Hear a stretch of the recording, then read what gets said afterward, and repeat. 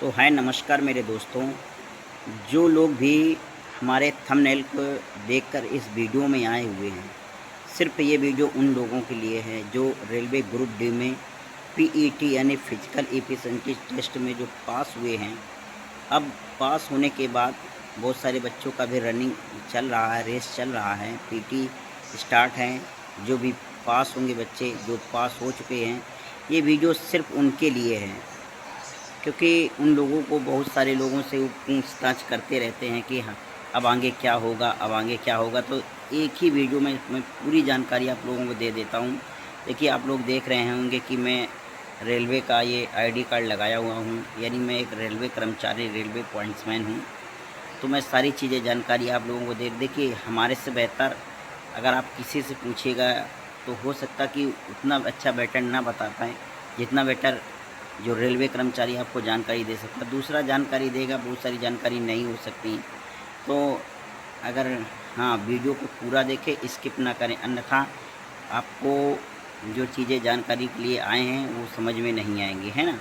तो मैं आप लोगों को बोलना चाहता हूँ कि जिन्होंने रेलवे में पीईटी पास हुए हैं, तो अब क्या होगा। सबसे पहले उनका क्या एक लिस्ट निकलेगी मेडिकल के लिए।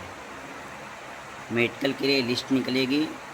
मेडिकल के लिए आपको एक लिस्ट निकलेगी, उसमें आपका नाम देखा जाएगा, उसमें मेडिकल के लिए आएगा। मेडिकल के बाद पूरी जाँच करी। मेडिकल में किस प्रकार की जाँचें होती है तो मैं आपको बता दूँ। सबसे पहले सबसे ज़्यादा रेलवे में जाँच के लिए देखा जाता है आई, जो आँख होती है, सबसे ज़्यादा देखा जाता है। अगर आपका ये अंगुली कटी हुई है, ये कटी हुई है, कोई फ़र्क नहीं पड़ता। अगर आपने पहले रिमार्क में डाला है तो किसी प्रकार की कोई दिक्कत परेशानी नहीं होगी। तो सबसे पहले ज़्यादा आँख चेक किया जाता है। तो आँख के लिए मैं आप लोगों को बता दूँ, कोई अच्छे डॉक्टर का एक सलाह लीजिए, अच्छे डॉक्टर का कोई सलाह लीजिए। तो आँखों का एक ड्रॉप ले लें, रोज़ नहीं तो शाम को, शाम टू शाम डालते रहें, एक दिन गैप करके, ताकि आँखें साफ़ हो जाएँ, क्योंकि सबसे ज़्यादा आँखों का ही चेक होता है मेडिकल। उसके बाद मेडिकल में बहुत सारी हार्ट बीट हो गई आपकी, बहुत सारी चीज़ें, लगभग शरीर की पूरी जाँचें होती हैं। लेकिन आप लोगों को घबराने की कोई आवश्यकता नहीं है, इतना टफ नहीं होता है। आराम से जो मेडिकल है वो आराम से आप लोग पास हो जाएँगे, है ना।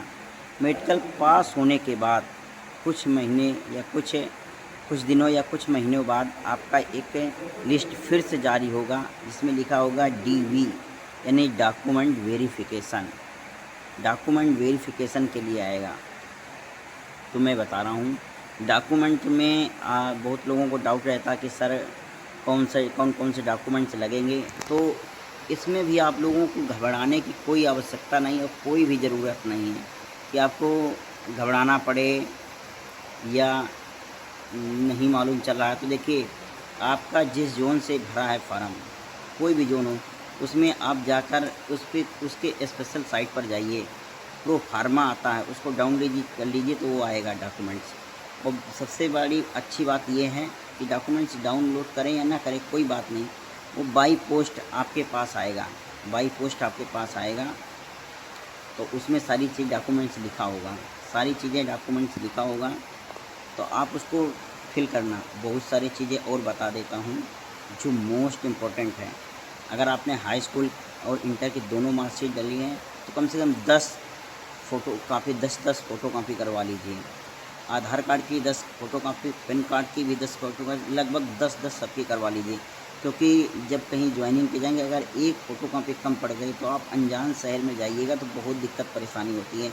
इसलिए 2-4 रुपये एक्स्ट्रा लग जाएँ वो ठीक है, लेकिन सबसे पहले आप सारे डॉक्यूमेंट्स के 10-10 फ़ोटोकॉपी करवा लीजिए, सभी की जो भी डॉक्यूमेंट्स लगता है। और सबसे पहली बात ये है कि आपको नज़दीकी डॉक्टर से वेरिफ़िकेशन करवाना पड़ेगा। आप आपके बारे में कुछ पूछा जाएगा, जिसको चरित्र प्रमाण पत्र बोलते हैं। चरित्र प्रमाण पत्र पे आपको 2 जगह की साइन लगती हैं, उसे जिसको करैक्टर सर्टिफिकेट बोला जाता है। आप आप ऑनलाइन भी कर सकते हैं। आप क्या करिएगा, यूट्यूब पर जाइएगा, तो करैक्टर सर्टिफिकेट के बारे में यूट्यूब में सर्च करिएगा तो बहुत सारे लोगों को वीडियो मिल जाएगी, और किस प्रकार अप्लाई कर सकते हैं वो सारी चीज़ें आपको वीडियो मिल जाएंगी। तो करैक्टर सर्टिफिकेट पुलिस के द्वारा आपका वेरिफिकेशन होता है, 2 दिन के अंदर अंदर बन जाता है। किसी प्रकार के घबराने की ज़रूरत नहीं, 2 दिन के अंदर बन जाएगा। डॉक्यूमेंट्स सारी चीज़ें रेडी कर लीजिए।